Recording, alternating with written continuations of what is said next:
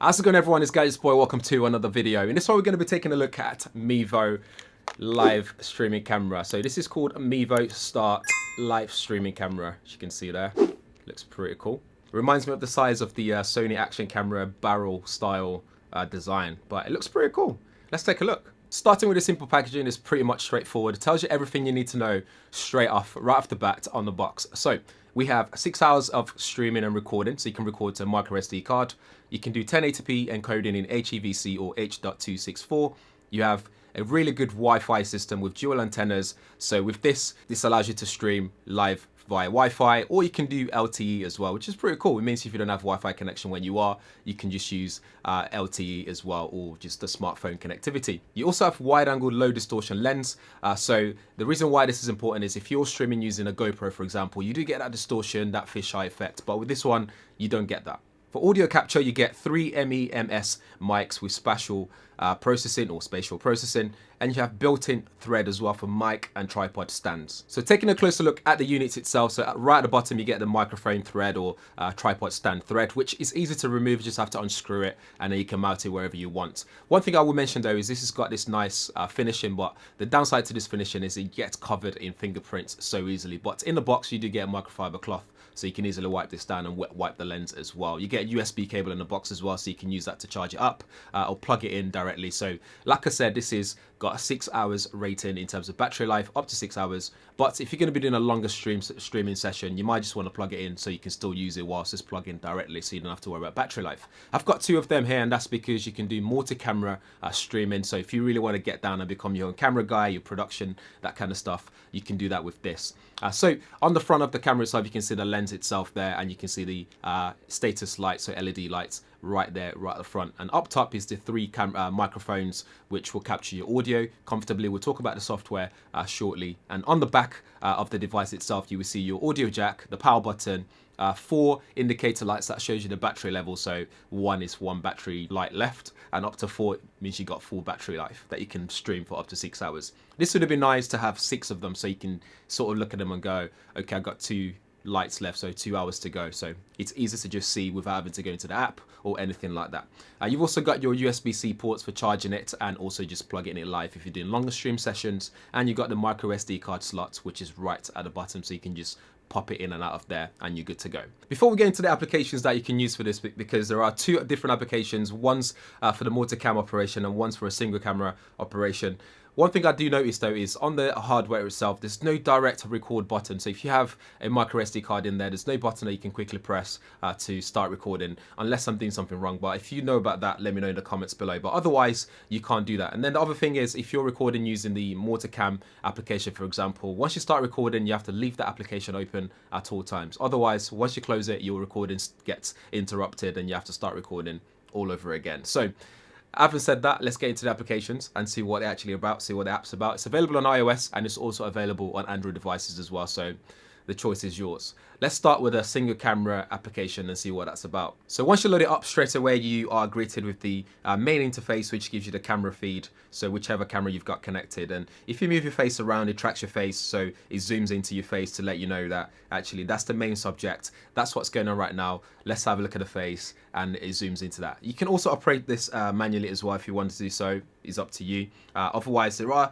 some options in terms of going back out, so you can see what's on air, you can see what is actually showing. So for example, we've got face, you got the wide, and if you go back out and then we zoom into certain areas, that gets added to the feed as well. So you got face, you got wide, and what's on air. So this is kind of cool, so you can kind of just go around it and select what you want to select. You've also got auto function as well, so it kind of just goes around and follows your face and so on. And there's a button you can press just to reset the whole thing, and it goes back to the beginning as it should be. So if you go to the settings options, so the 3 dots in the bottom right corner of the app on iOS, you can press the camera assistant button, which then gives you the option for find faces, live follow, and the autopilot speed as well. So you might want to set this to a moderate speed because you don't want it to be, juddery or become jarring for the viewers. So do play about with this to get you the best settings that's suitable for the kind of content that you're shooting. So if it's a fast-paced environment, you might want to change your speed. But if it's an environment like this where I'm just looking at a phone, at the same time talking to a camera or something, then you might want to set that to be slower so people can easily follow what the live feed is all about. You then get the output option for the microphone settings where you can adjust the microphone level. So adjust this so it's not peaking. So you get the microphone audio levels as well, so you can see if it's peaking and if it's not peaking. So you can set that accurately for the voice of the people that you're actually recording. And then you get audio processing. You got things like general, music, wind. So if you're recording outside, you got speech as well.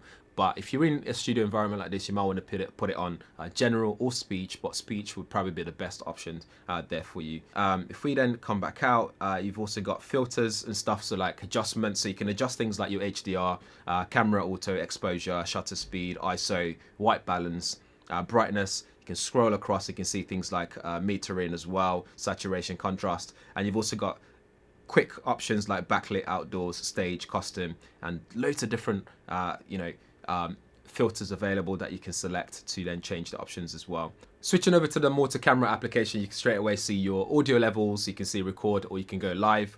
You got the 2 cameras options I've got there because I've got 2 of them here. And right at the bottom, you can then see you can add different overlays. You can add cameras, you can add graphics as well. You can have full screen overlay, you can have lower thirds, you have over the shoulder shots and corner bug as well. So you've got options there to make it really nice and fun to use and make it look like a full production, even though you're only using these 2 1080p cameras. So you can do so. If you press the graphics button, the photo gallery button at the bottom, you can see your graphics that you've already loaded. So I've got some options there to test it with and lower thirds and stuff like that. If you press the audio one, you can see just your audio feed. So that allows you to quickly just adjust the audio levels in terms of decibels.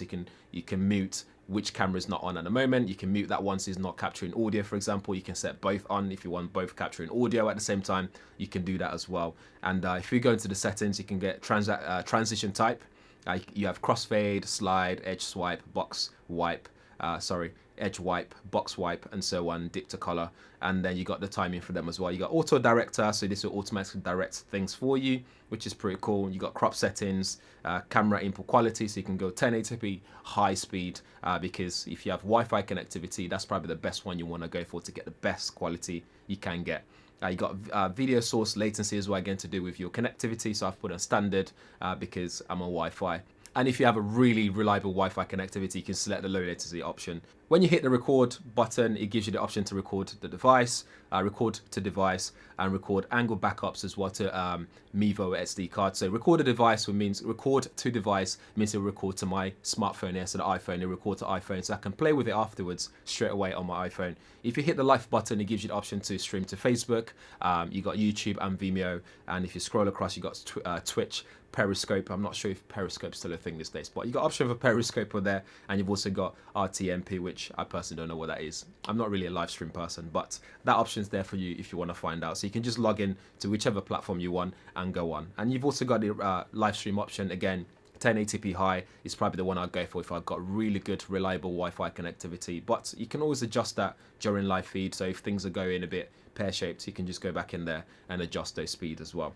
When you look on the phone, you can see the lag between the movement and actually what's happening on the camera feed as well, live feed as well, which is good because that slight delay means you can control things. So if someone's done something wrong, you can quickly hit stop before it goes live on the live feed. So I believe this is what they also do on live television. So things are a bit delayed, a bit behind, even when it's live, which is for safety purposes. But that's basically in a nutshell. It's very easy to use.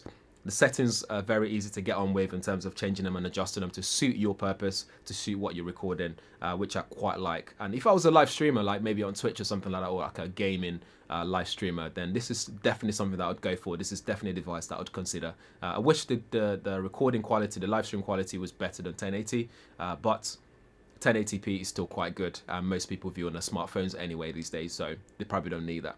But let me know what you think in the comments below. That's it for the Mevo Start live streaming kit. Let me know what you think in the comments below. If you have any questions, drop them there as well. I'll leave a link in the description area as well so you guys can check it out and do your own further research. But in the meantime, if this is your first time around here and you want to subscribe, please do subscribe and smash the bell notification as well so you get notified when there's a video like this up on the channel. Thanks for watching. I'll see you in the next one.